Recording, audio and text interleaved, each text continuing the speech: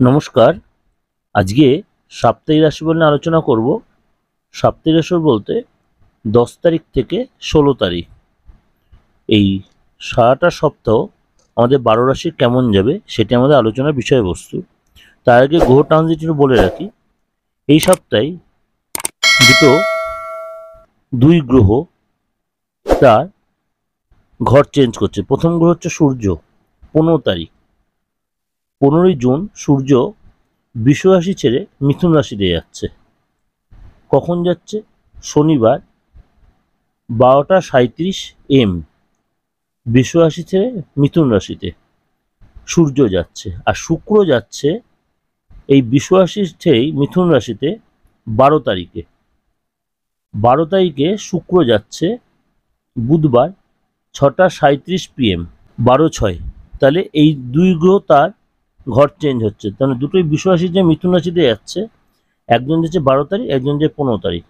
আর বৃহস্পতি তার নক্ষত্র চেঞ্জ করছে এই বৃষ রাশিতেই 13 তারিখ, 13ই জুন কৃত্তিকা নক্ষত্র থেকে রোহিণী নক্ষত্রে যাবে বৃহস্পতিবার 6:27 AM, অর্থাৎ ভোরবেলা 6:27 কৃত্তিকা নক্ষত্র থেকে রোহিণী নক্ষত্রে বৃহস্পতি যাবে 13 তারিখে।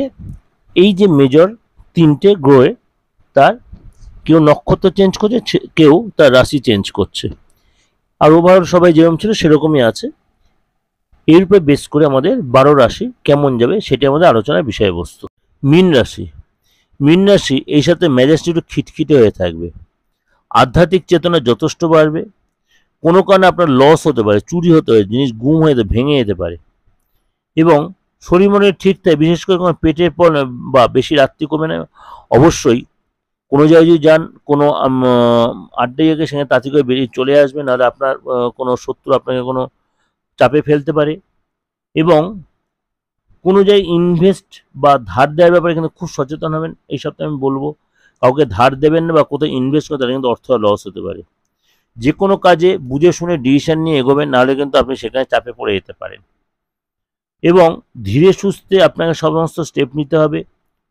কোনো কারণে অর্থ লস হতে পারে, কর্মসূত্রে কোথাও যেতে হতে পারে, একাধিকবার যেতে হতে পারে। আপনার পার্টনার আপনাকে কোনো গুড নিউজ দিতে হবে, তার জন্য মনটা বেশ উৎসাহিত হবে। এবং আপনার মধ্যে দুজনের মধ্যে একটা আন্ডারস্ট্যান্ডিং তৈরি হবে। কোথাও দুজনের সাথে ঘুরতে বা কোথাও উইকেন্ডে কোথাও ডিনারটা করতে গেলেন, এগুলো ছোটোখাটো আপনাকে অনেকটাই মেনটেন করতে হতে পারে। ভালো থাকবেন। ভালো লাগলে অবশ্যই লাইক করবেন, সাবস্ক্রাইব করবেন, নোটিফিকেশন অন করে রাখবেন।